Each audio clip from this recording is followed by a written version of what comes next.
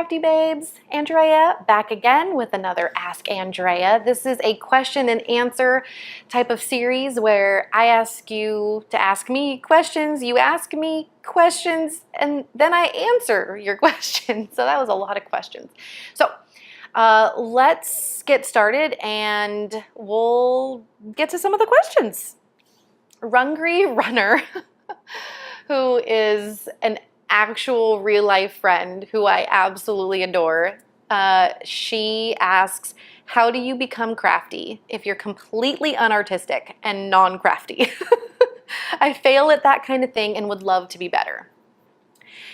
And I just have to tell you, there is some craftiness in you, I promise you. I promise you. You either haven't discovered it yet, or it's maybe it's not in a paper-ish kind of world. So let me just talk about a couple things. So I would suggest starting by figuring out what it is you might want to try. Okay, so if you want to try painting, then buy inexpensive acrylics. So at Joann's or Michael's, you can get a bottle of acrylic paint for 99 cents. Buy a few colors that just really speak to you. Buy your color palette, right? And then just get a piece of paper and maybe some sponge brushes. Those are super cheap too. And just slap some paint on. Just make a mess. And here, this is coming from a girl who cleans up paint splatters as they happen. Just make a mess. Trust me, it's really fun. Or go to Pinterest and find, something that looks good to you that maybe you're like, I could maybe create something similar. And then just try to replicate that.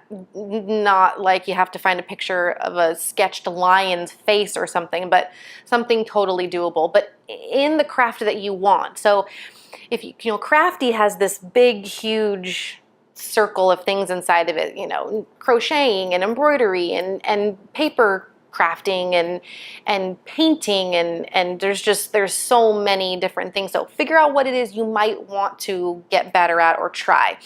And then maybe painting isn't the thing, right? So then maybe you try something else. And you're gonna know that that's for you when it's just very natural and you have an urge to continue. So all day, I know what I'm thinking about and what I want to do when I get home. And that's the thing that you'll know if that's the right thing for you, is just you're always thinking about it. Now, I know for you, you're always thinking about running and working out. So that's your gift, that's for sure. But I think you have craftiness in you. I just don't think it's come out yet. We'll see. Okay. We33, she asks, what are your favorite approaches when creating pages for your traveler's notebooks? So I have basically two methods. I either start with the photo and then find products that go with the colors or the theme of the story that I'm telling or the photo, or I start with the product and I go, okay, I need to find a photo that fits in this color scheme or this theme. So I either start with the picture and go with products, or I start with product and go with photos, because honestly those are really the two main things. Now for design team work though, usually I start with the product and then find photos to fit, because I'm color driven, and so I'm not going to typically use a photo that doesn't belong with products that I'm going to share and present a company with. So those are really the ways that I start. Those are pretty much the ways that I start. And she also asks, I love when you said that you won't change your style to be accepted on a design team. Can you elaborate this? I want to feel confident this way in all aspects of my life. And we could go on and on about this, but I always have said that I would be a horrible actor because I have a really difficult time being other people. I don't even dress up for Halloween typically because I feel really uncomfortable being other people. And so that kind of is how I live my life and my work world, my crafty world, my personal life. Just this is it. This is it. And it's not perfect. It's very flawed, but I, I just this is who I am. I always want to try to improve things, but I don't want to change who I am or how I create or what drives me or what inspires me just to please a company. So I love and appreciate feedback and compliments and acceptance and recognition and all those things, but it's not going to, that's not my motivator. So it just, I guess, is really helpful that I just kind of have a set driver that's just, I'm creating for me, and everybody gets the benefit of, it getting shared. And I'm not saying, I don't want that to sound like everybody is benefited by my creativity, but I'm not creating in order to be noticed so that somebody asks me to be on their team. I'm genuinely excited about the products that I'm using, and I just feel like that comes across naturally, because when I say, this is my face when I see these products and it's all the hard eyes, that's absolutely 100% genuine. So I definitely push myself to try new things, but I don't want to show off just to be accepted. And I don't want to change who I am and how I create just to be accepted. But that is an issue, and I know that because that is how I used to be. I've not always been confident. I've questioned what I've done. I question what I say. I question the decisions that I make on my page. I mean, it happens. But I think, thankfully, something that's helped my confidence level in this paper crafting industry is that I've been handpicked for these teams that I'm on. I didn't apply. I didn't reach out to any of them. I just genuinely loved and used their products, and that helps make sure it's a genuine creation of product and design and inspiration, and that it happens. So I keep getting my computer locked up because I'm not touching it. It needs love like every 5 minutes. So I hope that helps answer that question. Created to Create 365. She's adorable. Her first question is, can we be best friends? Yes, I like you. She's asking another question about project life and the process for keeping things simple. And in episode 6, I mentioned that I had a lot of questions about project life, and I decided to take those questions and really dig down just to make sure that I was answering them thoughtfully. So I'm going to take all the project life questions and put them in a special episode. So that'll be coming soon. So we're going to skip her question about project life. I'm so sorry. But we're going to go on to her next question. Can you talk about sharing your faith through your creative outlets on social media? It's a hard hurdle for me to overcome. I would love to do more Bible journaling, but I'm super scared of being persecuted. I know I should just be brave and go for it, but the number one lie going through my head is that I'll come off too preachy, and she just doesn't want that. And she says, I hate that term preachy is for people who feel that God is not big enough. That's a big question, but and also, like I said, and I am not the best at the Bible. Like, I'm not one to reference the Bible. I don't, because my knowledge base is limited. It really is. I'm not, and I'm not the person who. I'm not an extrovert, so I typically only share those kinds of things quietly. Obviously, I share them on social media, which to me, though, is quiet. So here is kind of how I am going to answer this. When I share about my faith, I share about it as my faith and how it affects me and my experiences. Because to me, when you talk about what God has done for you and you use your own life as a personal example of His love and His doing, that is what people are drawn to. So I guess another thing too that I would say is that, are you comfortable sharing about your faith? And if you're not, that's okay. But you need to be creating in your Bible or worshiping with art for you first. So you just need to make sure that you're creating and wanting to do the Bible journaling for yourself, and then an extension of that, and an extension of your evangelism basically is sharing it. And you're just sharing art, but you are sharing your heart. You really are. You're sharing who you are and what you believe in. But I have to be honest, I have never been challenged about my Bible journaling. Never ever. And I know that that is not the case for some people. I don't know why I have not. But not that I'm not inviting it. But I just haven't been confronted with it. And honestly, it's so widely accepted in our community these days. So, my first reaction always just do it. Just no hesitation. Be natural. Let it happen and share it if you're comfortable. And maybe that first time that you share it, you're like checking comments and making sure that everybody's okay with you, and that's fine.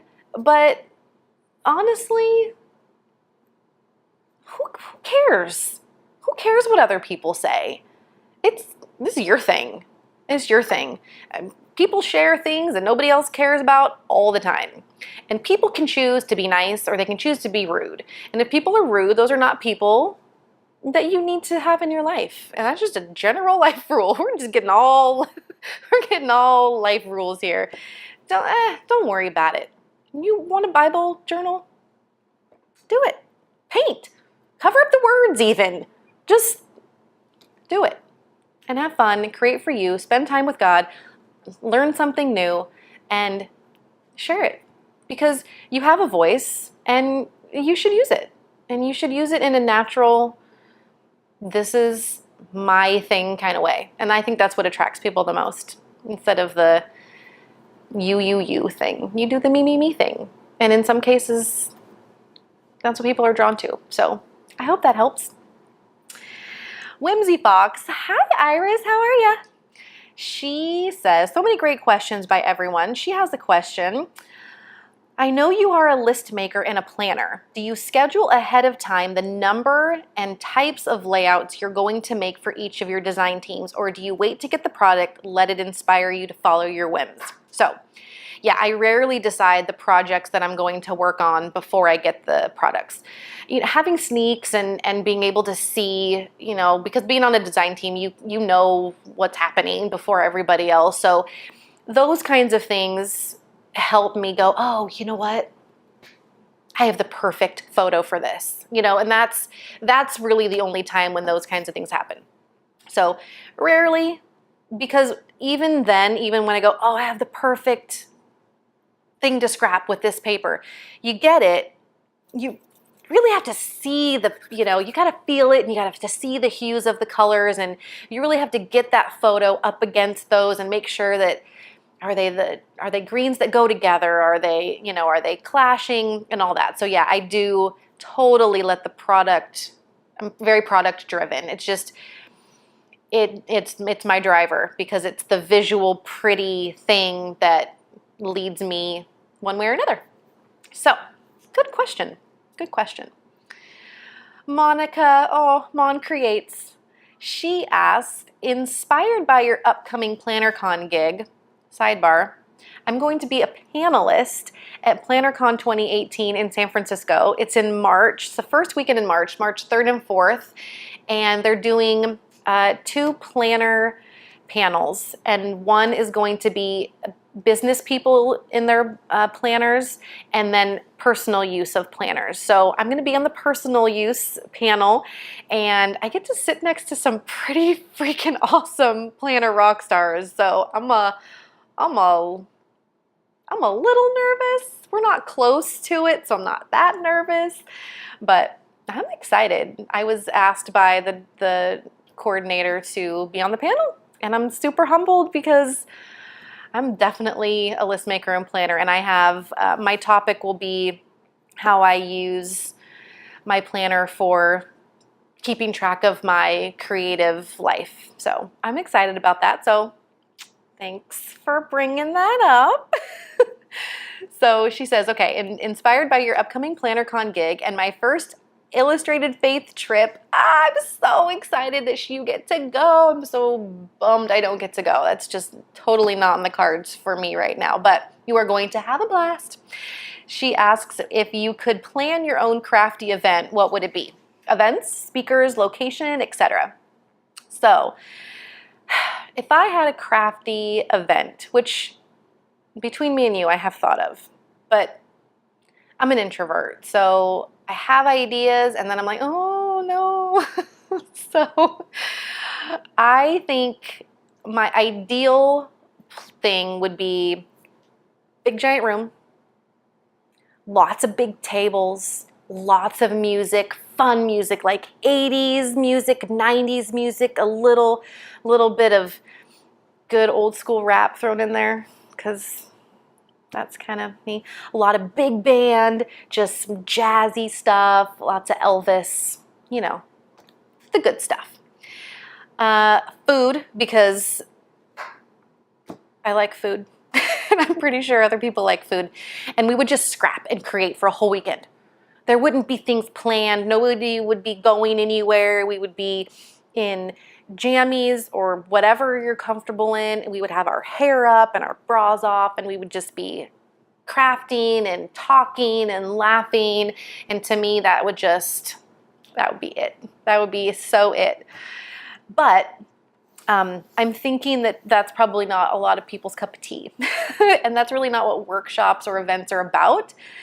And so if I had, you know, like really seriously think about this, I would probably do some workshops, because that's super. People love to go to retreats and learn something. And so I'd probably do some workshops, but I would just really love to chill.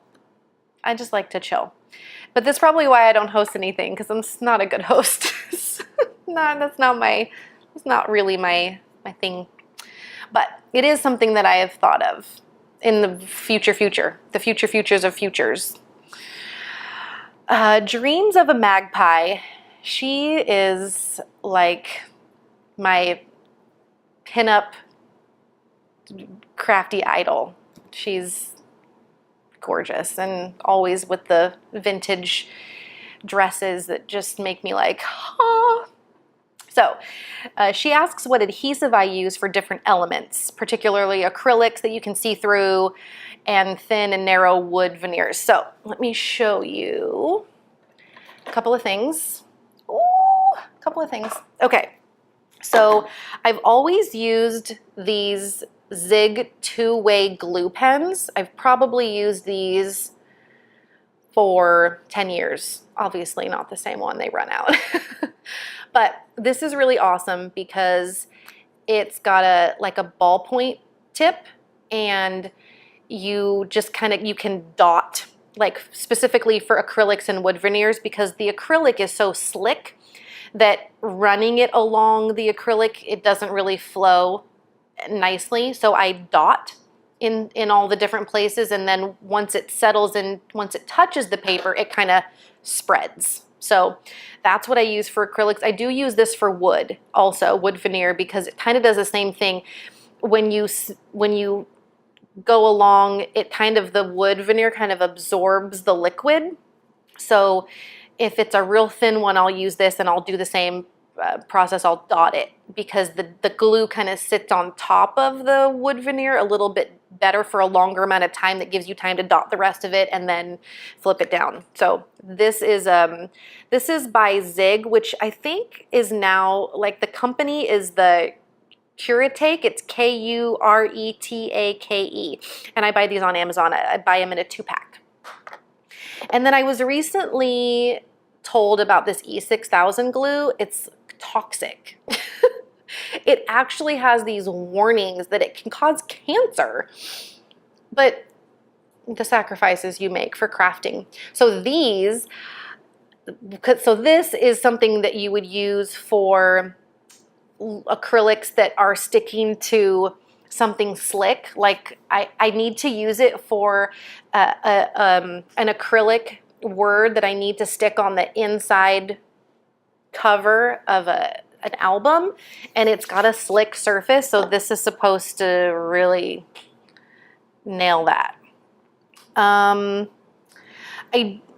don't think I've used it for anything other than, oh, I use this for flare, because my glue stick is kind of what I always used, but then when I use them on things like my traveler's notebook that's not in a pocket, they've popped off. So I did use this for a flare button, and I'm not really sure how it turned out because I don't remember which one I used it for. And so I have not gone back to check on it, but I'm guessing this stuff really smells. It smells bad. It's fumey. So use it quickly, put the lid back on it, and well ventilated is what they say. So that's that. Oh, another adhesive that's kind of an adhesive, but not really an adhesive, but adheres things, is Tiny Attacher and Milton the stapler. I should really have, what if I called him Tiny Tim? Because it's a Tim Holtz Tiny Attacher. Tiny Tim and Milton. These are two of my very favorite ways to adhere things to pages. Tiny Tim. That's awesome. I got too much of a kick out of that. Oh, let's see. One more question, and then okay, one more question, then we're going to be done, and I will probably film a third one because a couple of these other questions are going to be a little lengthy. Okay, last question is from Marie Capistran. She's so cute and adorable. I love her. Let's see. Saw your red phone in your apartment. Is your whole house styled retro? And or do you have some retro accents in each room? And what's your favorite retro piece as home decor? I love these questions. So we'll start off with my red phone, Phyllis. She is an actual working phone, and it looks like a rotary phone, but you push the buttons instead. It's a replica.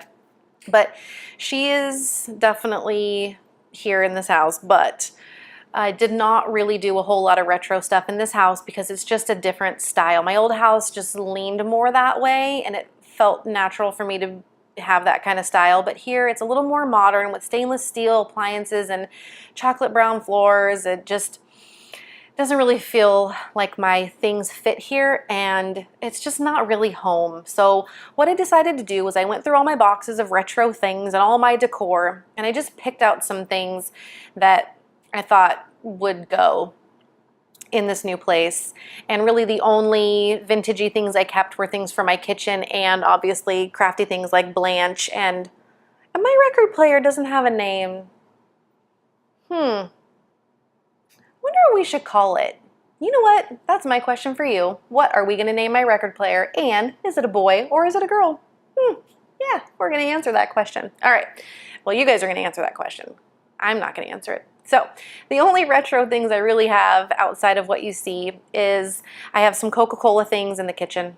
I have some embroidery, my grandma's mixing or standing mixer, my vintage sifter from her, and some Coke bottles. And I have also this Coca-Cola napkin dispenser. That's it. That's really, there's not a lot of room, and this place just doesn't really have that feel right now. And so I decided that I would just put it all in storage, and when we got to a more permanent place that I would bring it all out and I would be so happy to have it back. And I'm looking forward to that. But I had to have Blanche. She stays. she stays. And she also asks, and so there's no other decoration really in any other parts of the house, because the only two other parts of the house are the family room, and it just has some of my metal stars. And they're all painted different colors, so that's on the wall. And then our room isn't decorated, and the boys' room has Harry Potter stuff because that's what Marshall's into, and Gibson doesn't really decorate, so nothing else. And then, what's your favorite retro piece as home decor? And that's definitely Phyllis. But I also have and you may have seen this at my old house, but I have this big red sign that I painted, and on one side, in white letters, it says, "I like that old time rock and roll." And then on the flip side of it, it says, "Have yourself a merry little Christmas." So I would flip it, and at Christmas I would have the "Have yourself a merry little Christmas." And it's one of my very favorite DIY pieces. I don't really consider it retro, but it has that feel because it's warped, it's worn on purpose, and it's just one of my faves. But it's heavy and doesn't really fit in here, so bummer. So that is it. That is all I have for now. I've got some other questions, so I'm gonna do a third video for you. But if you have questions about anything that we talked about, if you want to dig deeper into any of these questions, or maybe I didn't touch on something, just throw them in the comments and I'll add them to a future video. All right, guys, talk to you soon. Bye.